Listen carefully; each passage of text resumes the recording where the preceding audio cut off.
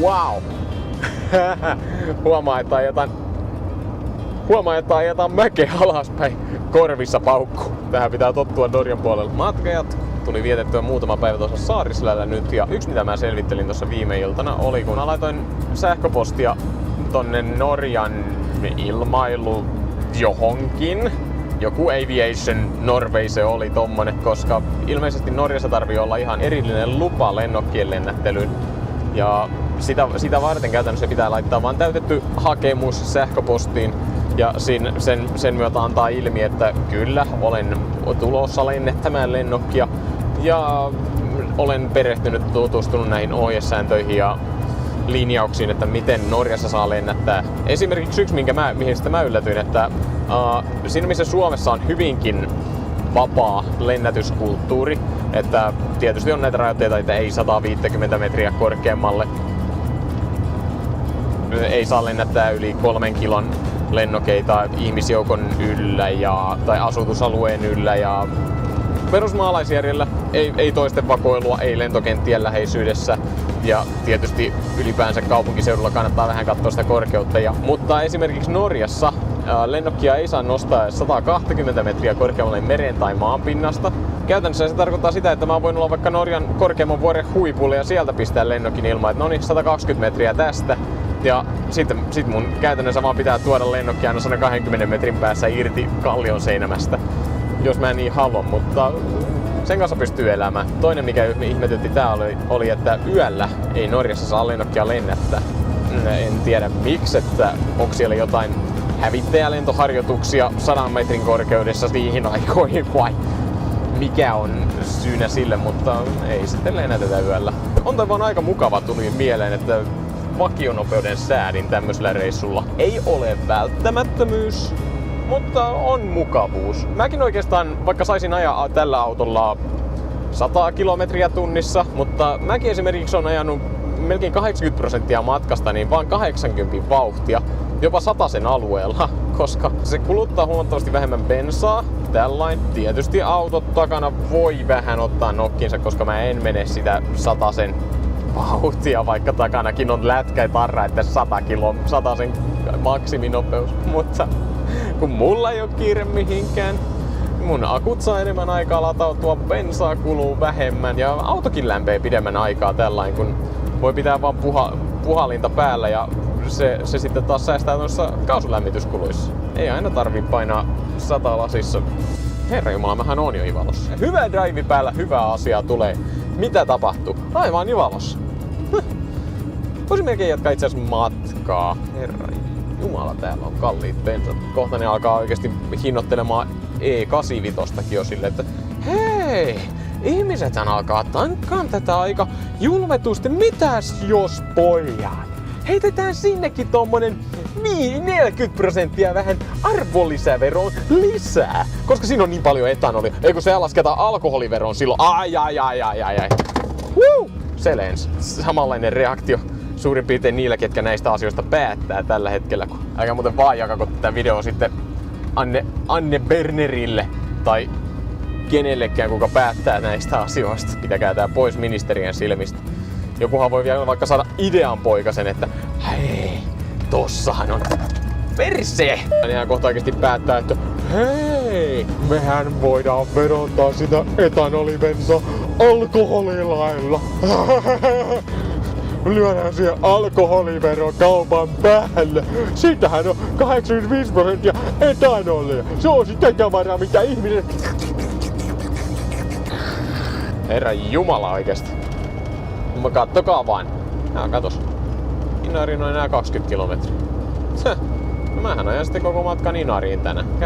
Käydään ihan läpällä katsomassa, mikä on karhunpesäkivi. Kahvila. Ilmeisesti avoinnakin. No, käydään juomassa kahvit siellä sitten. Jälkikäteen.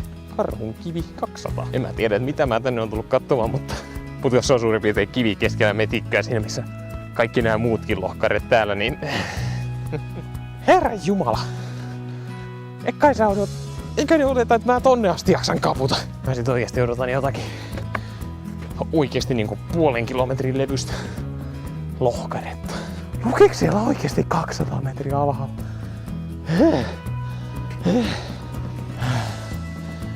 Go in. Sisään. Tosta ovesta. Selvä. Jos näkeekö täällä ylipäänsä mitään? Niin, tähän pystyy kuvaan pimeässä vähän. Oho. No tää onkin ihan hauskan näköinen. Vuorovesi. Shardon. Syönyt meidän kansalliskiviä tuolla. Tai saako jos joku on tämmöset, joku ötökkä on tämmösiä käynyt nakertumassa, niin mä nimittäin pakenen maasta saman tien. Ketä mennään kuntoilustakin? Onks tää on se karhun pesäkin? Tuolla on siis ilmeisesti ollut karhun pesä. Okei, no ei se niin pahasti. Ei se niin pahasti nyt pettänyt. Petti vähemmän kuin mun eksä. Huhhuh, pitää varmaan pelailla illalla Overwatchia, kun näin kalepä lentää. Minähän kapuan rappuset loppuun asti. No varapa. Läpimetsässä liikkuvaa kohtaa lukuisen reveksi.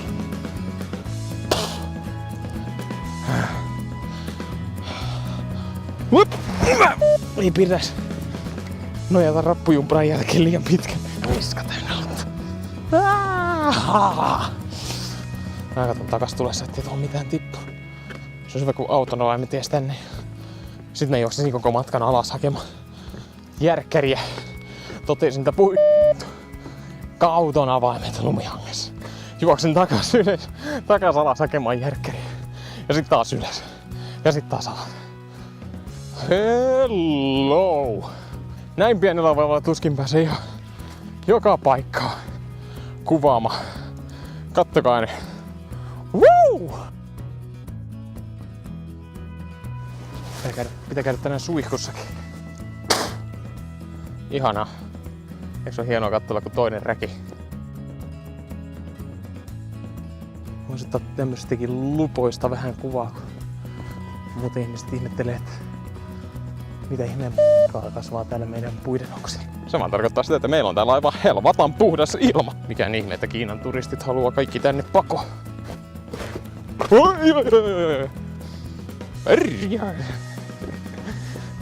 Liukasta.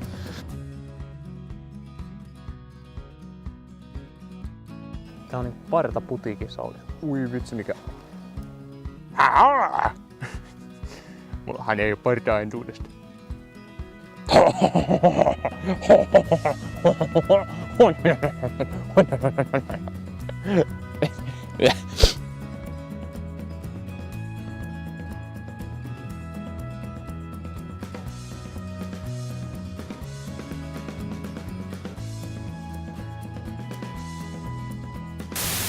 Jes.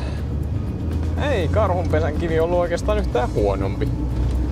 Kohta mä oon jo perillä Inarissa ja mä olen varmaan tähän videoon avautunut jo aika hyvin aiheesta jos toisestakin. Tästä on taas hyvä alkaa jatkaa. Mä saan nähdä kauanko mä täällä viivyn. Todennäköisesti lähden aika piakkoin jatkaa matka Norjaan, koska autossa on kaikki kunnossa. Ei tarvi mitään ihmeellistä.